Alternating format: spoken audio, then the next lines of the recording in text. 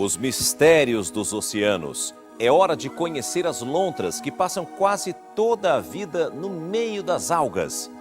Uma área costeira jamais colonizada pelo homem. E como o ambiente marinho se altera com a mudança das marés.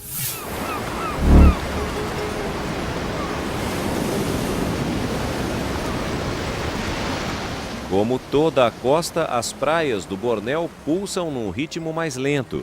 Aqui, as marés baixas expõem as raízes aéreas da estranha vegetação de mangue.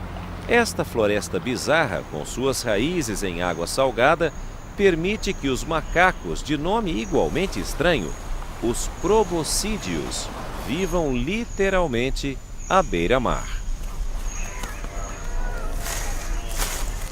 Durante a maré baixa é bem mais fácil o deslocamento até as novas áreas de alimentação, caminhando ao longo da praia exposta, ainda que seja algo como atravessar uma cama de pregos. A costa está limpa. Hora de sair de suas tocas para tratar de seus assuntos, como fazem 2 vezes ao dia. Os macacos exploram a floresta de mangue, passando de árvore em árvore em busca de brotos novos.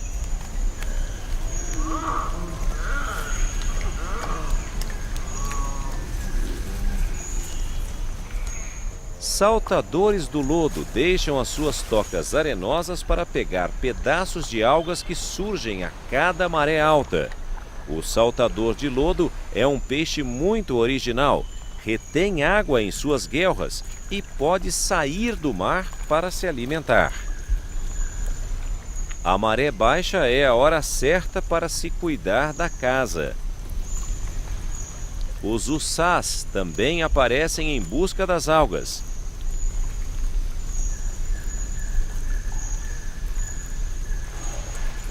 Toda a atividade é ditada pelo ritmo das marés, até mesmo a guerra. Os uçás machos duelam pela supremacia. Saltadores do lodo também se enfrentam em batalhas por território.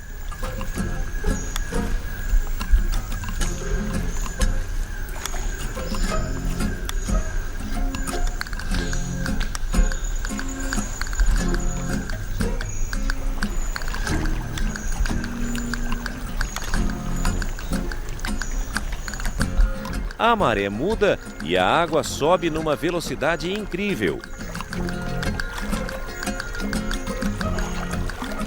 O ambiente se altera novamente e os uçás se preparam para o dilúvio.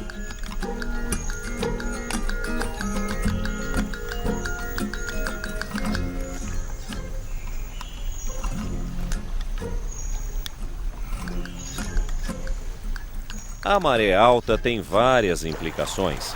Exibe novos depósitos de algas, mas as ondas também podem levar os caranguejos para as águas profundas.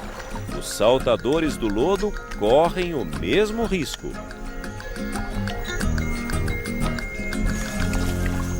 A maré está subindo e surpreende esses macacos. Agora eles vão pagar pela distração, deslocando-se desajeitadamente com a água na cintura. Como sempre, esses animais sociáveis vivem em grupos.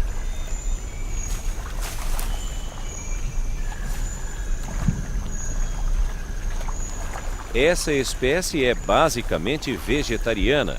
E sua dieta não é rica em energia. Como muitos outros, aproveitam qualquer oportunidade para se alimentar. Seu lar praiano foi revigorado pelas marés. Em outros locais, o ritmo incessante da maré desgasta a costa pela erosão, mas um manguezal, na verdade, cria território. O emaranhado de raízes acumula sedimentos que se tornam a base de um novo solo. Com o avanço do manguezal, árvores maiores fortalecem a retaguarda. As marés podem parecer um evento local. E, de certa forma, são mesmo. As altas e as baixas se dão em horas certas, ao longo de pontos certos, mas ocorrem em todo o planeta. São um fenômeno global provocado por um agente distante, a Lua. Enquanto flutua silenciosamente ao redor da Terra, a força gravitacional arrasta dois fluxos de água em lados opostos do mundo. Esses fluxos formam as duas marés altas de cada dia e, em seu rastro, as duas marés baixas. A maré baixa revela uma fonte oculta de alimento ao longo das costas arenosas. As praias podem estar cheias de pequenos organismos que nós não percebemos. As aves costeiras sabem que eles existem, mas precisam ser rápidas para desfrutar o banquete.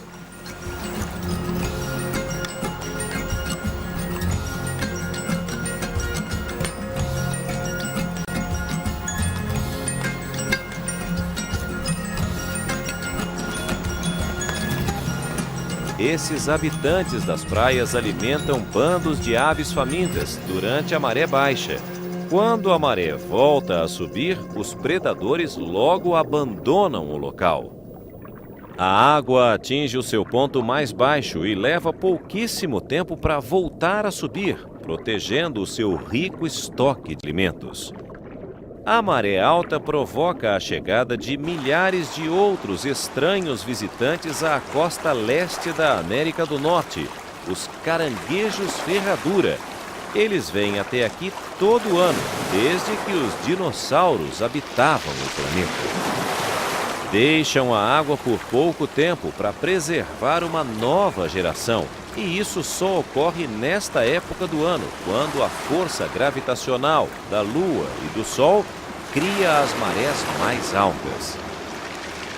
As fêmeas liberam milhões de ovos que serão fertilizados pelos machos. Não sabemos quando nem por que os caranguejos começaram a vir até aqui,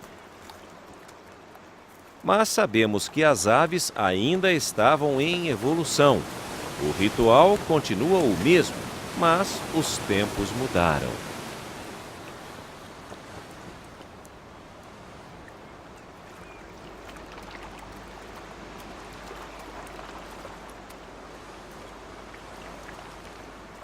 Hoje, todo ano, as aves costeiras devoram os ovos quase com a mesma rapidez com que são liberados.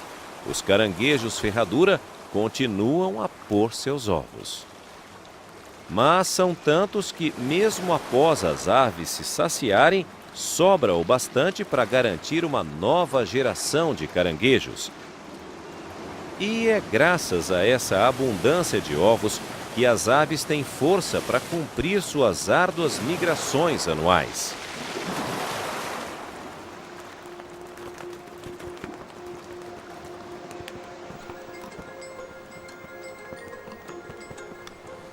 As marés afetam toda a linha costeira. A sua força não é nada se comparada ao poder das correntes oceânicas profundas.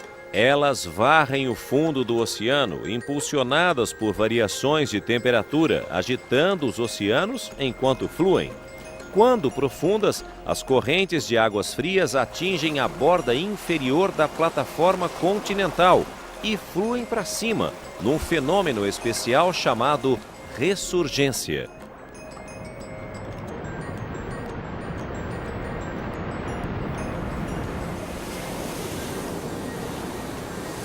Embora estas sejam ondas de água fria, as zonas de ressurgência são normalmente bem mais férteis que as águas tropicais. As correntes frias trazem consigo muito nutriente, que elas atraem desde o fundo do oceano.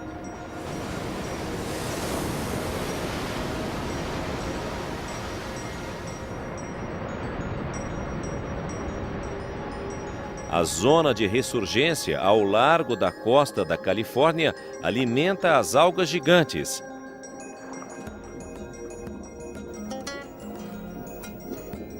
Estas zonas são as savanas do mar. E como as planícies africanas, elas sustentam multidões.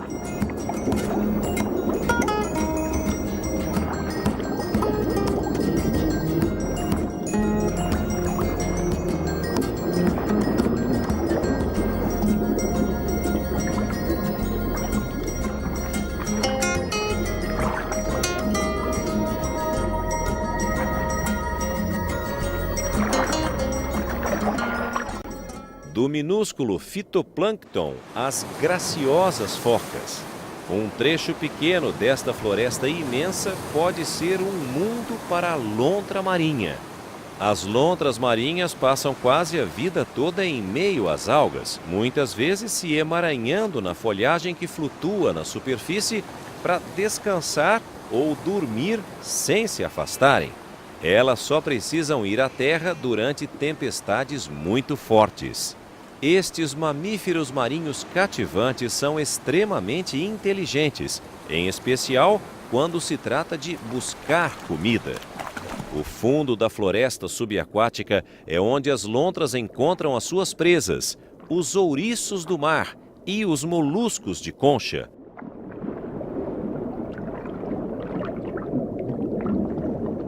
Uma lontra adulta precisa comer o equivalente a 25% de seu peso por dia para manter a sua temperatura nessas águas frias. É como comer 100 hambúrgueres.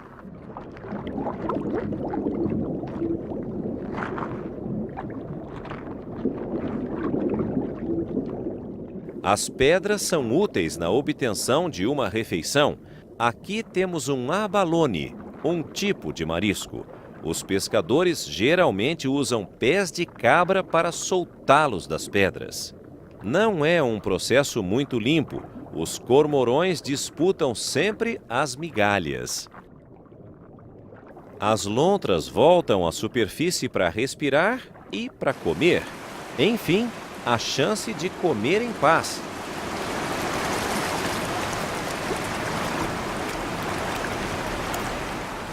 Mais ou menos. O cormorão continua em cima, de olho em sua refeição.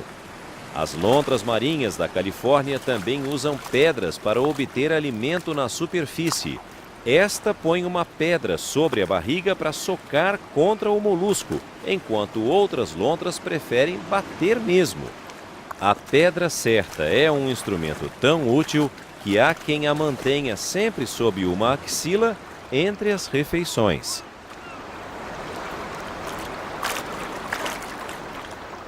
A zona de ressurgência fortalece tudo o que as lontras necessitam: comida, abrigo e até mesmo um local seguro para criar os filhotes. Mas é a corrente profunda de água fria que sustenta tudo aqui, junto com a vida microscópica que ela traz.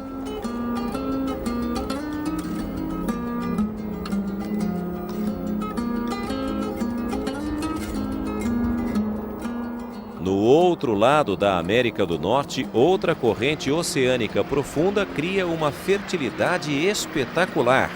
A costa atlântica de Newfoundland abriga uma das maiores colônias de mergulhões do mundo.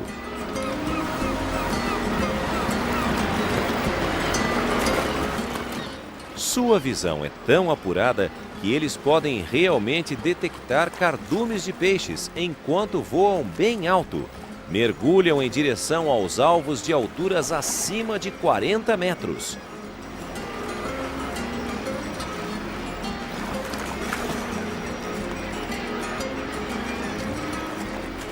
Na época da construção de ninhos, os penhascos ficam cheios de pares em acasalamento.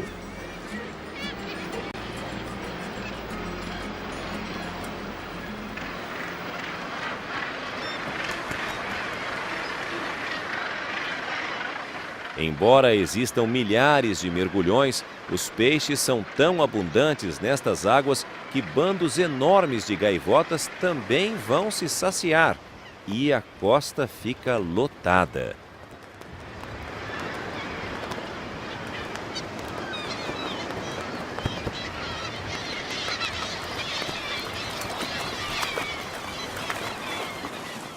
O peixe é a base da dieta das aves marinhas e muitas delas acasalam enquanto ele está abundante. Em geral, isso ocorre quando os peixes também estão acasalando e são atraídos aos milhões às áreas especiais de desova. Nesta área, a oferta de peixes é especialmente rica na primavera, quando o capelim vem desovar. Para esses peixes pequenos, acasalar é uma aventura arriscada. Para garantir a segurança dos filhotes, milhares de casais reprodutores nadam de encontro à praia. A fêmea cava a areia para pôr os ovos, enquanto o macho a envolve para fertilizá-los. Os ovos estão relativamente seguros aqui, mas os adultos não. A maioria vai morrer encalhada na areia. Mas tanto sacrifício tem um propósito: criar uma nova geração. Uma corrente cheia de nutrientes pode manter a vida de todo um litoral, fornecendo continuamente a sua carga vital ao longo de milhões de anos. Os penhascos da Patagônia, na América do Sul, exibem os efeitos de uma única dessas correntes. Conchas fossilizadas estão incrustadas nessas rochas, restos de mariscos e ostras gigantes que viveram aqui há 20 milhões de anos. O penhasco em si é um testemunho de uma época em que a América do Sul era uma ilha. O homem jamais colonizou esta costa isolada e estéril. Por isso, estas águas proporcionam à fauna um verdadeiro paraíso. Uma baleia austral conduz seu filhote a uma baía tranquila. O jovem animal já pesa 4 toneladas, mas mesmo assim, em mar aberto seria vulnerável aos predadores e às tempestades. Em águas rasas, sua mãe pode alimentar e cuidar dele com mais facilidade. Mas há pouca comida para ela na baía e o filhote exige alimento. Precisa ganhar cerca de 10 toneladas e crescer 8 metros nos primeiros meses de vida, antes que possa enfrentar águas mais profundas. Felizmente, a fêmea se preparou para esse retiro. Ela se alimentou nas profundezas do oceano e ganhou peso, suficiente para cuidar de seu enorme filhote. Na certa, ela pesa ao menos 50 toneladas e precisa pesar, ou não poderia dar ao filhote 125 litros de leite por dia. Os oceanos suprem as baleias não só de enormes quantidades de comida, as águas também têm seu papel. As baleias só podem crescer tanto por estarem imersas. As baleias não são os únicos mamíferos marinhos que buscam este santuário costeiro. Os leões marinhos do sul vêm criar seus filhotes. Eles chegam a esta região pela mesma razão que as baleias. A área é desprovida de seres humanos e de grandes predadores. Um bando estridente. Os machos disputam o território e o acesso às fêmeas. Elas têm pouca opção, além de tolerar os empurrões. Os filhotes é que estarão em risco caso se aproximem demais. É bom que este encontre a mãe depressa. Os filhotes nascem em terra 1 ano após a concepção. O sossego dura pouco. Eles começam a entrar na água com apenas 3 ou 4 semanas de vida. A fêmea e seu filhote devem ser capazes de achar um ao outro para que o filhote possa se alimentar. É incrível como distinguem seus chamados recíprocos em meio a esta balbúrdia.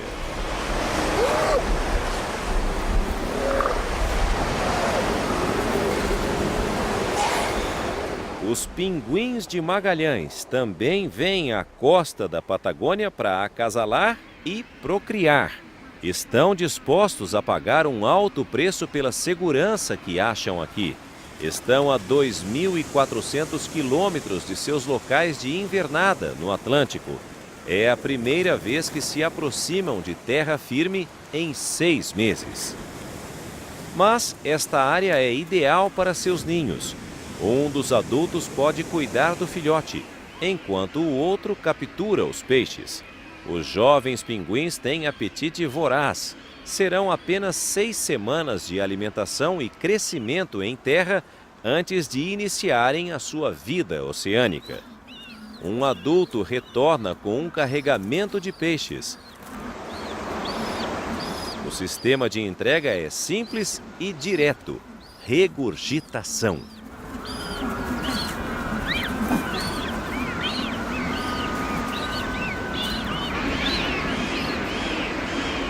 Os únicos animais terrestres grandes que vivem aqui são os guanacos, descendentes do camelo norte-americano extinto há muito tempo. Os guanacos apenas sobrevivem nesta terra improdutiva, que contrasta com suas férteis águas costeiras. É hora das famílias de pinguins irem à praia. A jornada rumo ao mar prova que esses animais foram feitos para a água e não para a terra.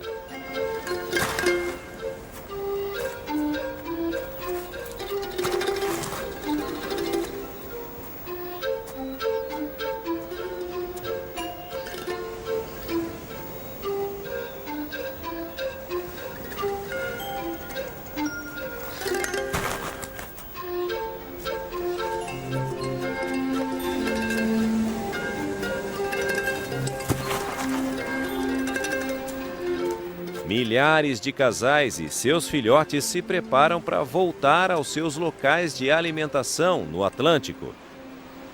Mas antes de partirem, os filhotes vão enfrentar a água fria pela primeira vez.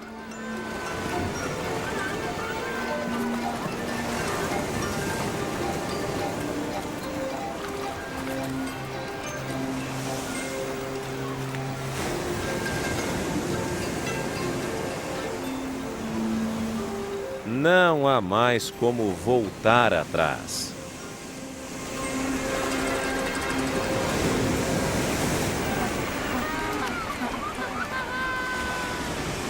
Os leões marinhos jovens cumprem o mesmo rito de passagem rumo à vida oceânica.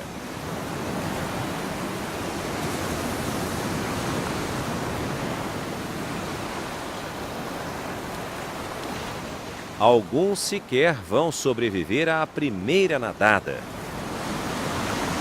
As orcas são animais inteligentes. Aprenderam que esta é a época do ano em que os filhotes vão para a água.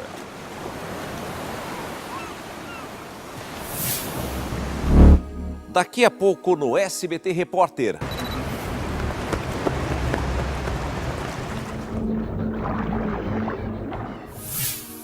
A temida baleia orca.